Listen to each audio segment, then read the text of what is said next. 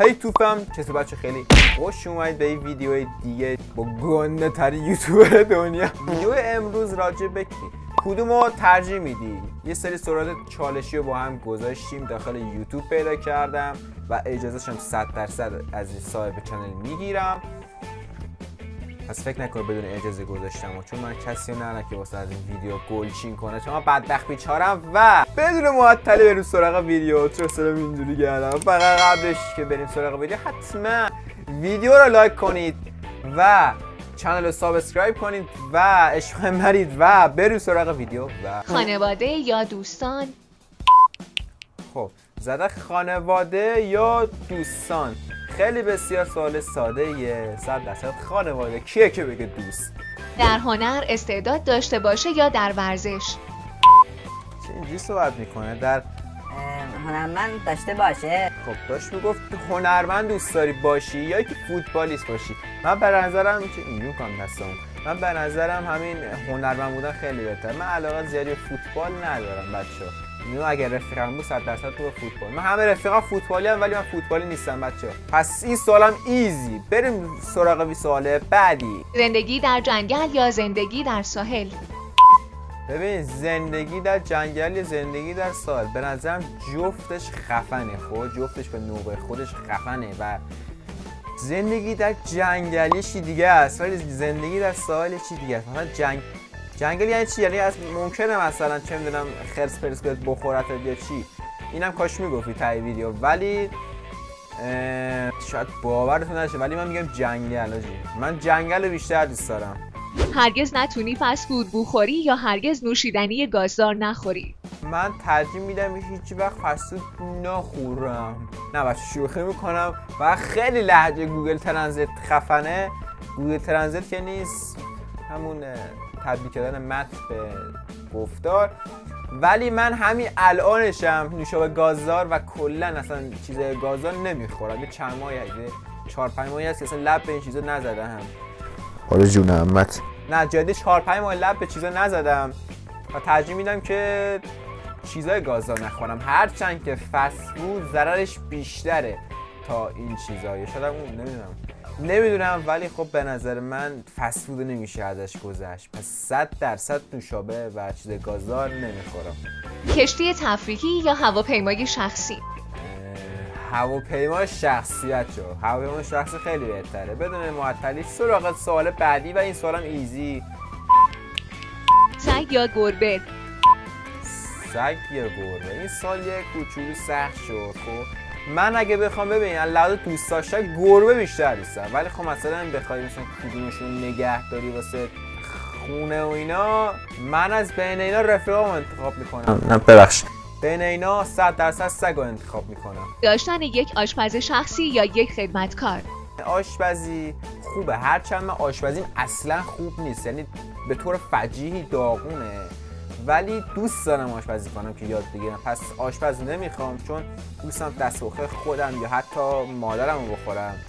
و خدمتکار انتخاب میکنم. یه خدمتکاری که بیاد واسم کار کنم و بهش حقوق بدم نه فقط دستکاری بده. سراغ سوال بعدی. زندگی در یک خانه جن زده یا زندگی در صحرا؟ جفتش خیلی تخمیه. خب ببین از یه طرف بذار پایین شروع کنم. زندگی در صحرا خب اگه آب باشه غذا باشه مشکلی ندارم ولی خب اینجوری که هست نمیاد یه آپشن خیلی راحت بذاره جلو چشمات 100%. پس منظورش اینه نه آب داری نه غذا داری نه جای خواب داری نه پتو داری. پتو میخواد چیکار تو چله کبیر بدبخت. یعنی در هر دو صورت بده. کبیر بدون آب و غذا یکیز خونه جن زده. زندگی هم گفته یه شبم نگفته. حداقل اگه یه شب بود میموندم.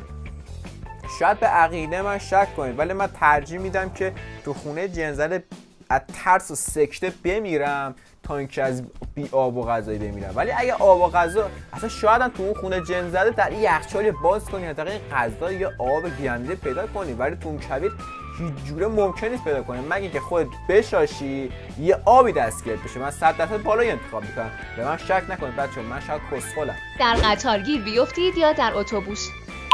خب در قطار گیر بیفتی یا تو اتوبوس؟ ببین تو قطار ولی تو اتوبوس اگذار ببینم این کوشری که گفتی پاسخی دارد؟ قطار رو انتخاب میکنم. چرا؟ چون قطار حداقل همش دنبال آب و غذا. من میگم حداقل یه یخچال یه چیزی دارن، تونی حداقل یه آبی، یه تخم مرغ چیه، یه کیک، یه کوفی داشته باشی. خب ولی تو اتوبوس نه.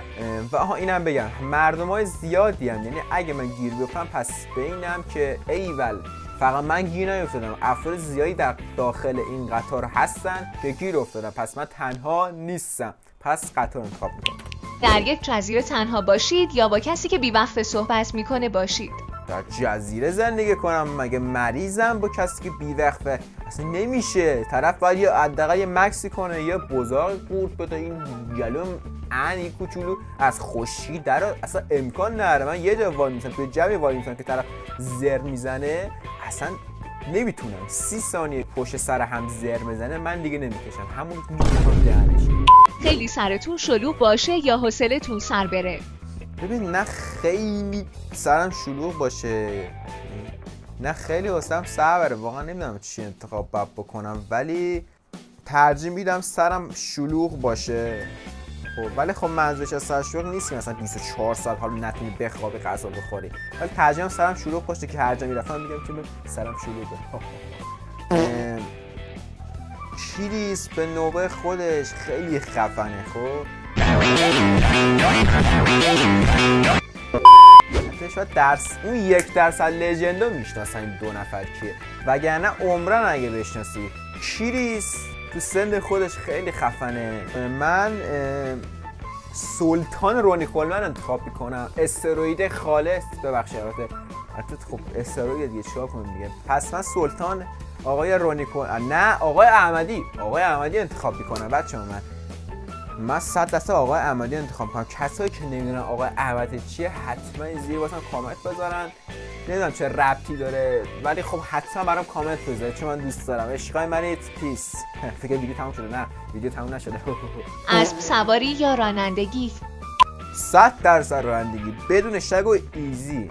حتی دوست دارم از سواری هم امتحان کنم و بعدم نمیاد چون تا سوار اصلا سوار خر و الاغ. چرا نخندید بچه‌ها؟ سوار خر و الاغ شدم. حالا تو شمال برید، شمال که نه ولی خب نمیدونم یه جایی هستن خر و الاغ، اونجا از خر سوار میشی. حالا ما خر سوار شدیم نشد که شانسمون به اصل نرسید.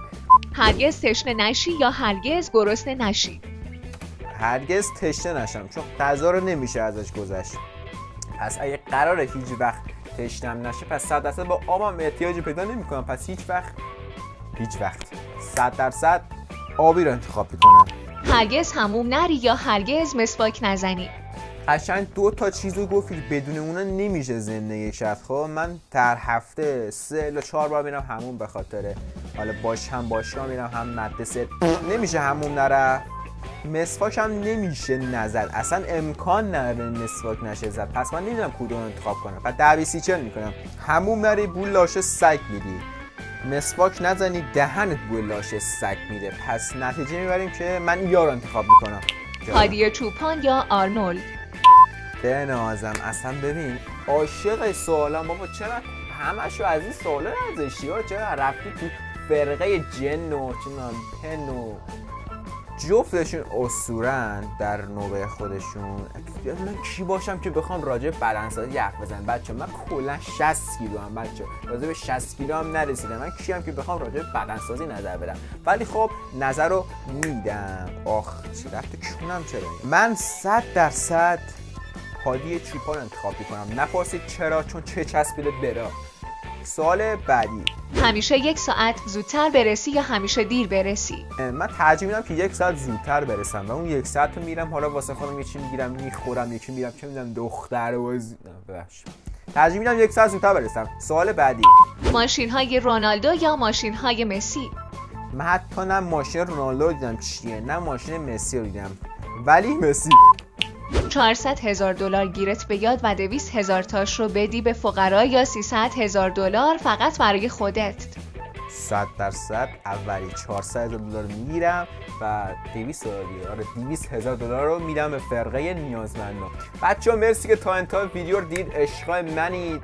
حتما اگر ویدیو خوشتون اومد تا انتهای ویدیو دید، حتی کمتر کسی تا انتهای ویدیو رو میبینه، ولی اگه دوست داشتی حتما لایک کنید، سابسکرایب کنید. من چالش به خودم دادم که هر وقت 1000 سابسکرایب اول رسیدم به 100 نفر نیازمند کمک کنم. شاید عدد کمی باشه ولی خب چیزی که برای من خیلیه و قول میدم همینجوری که بالاتر رفتیم بیشتر و بیشتر کمک کنیم. فعلا عشقای من تا ویدیو دیگه با گونه ترین یوتیوبر دنیا امیر ردگاه. پیس.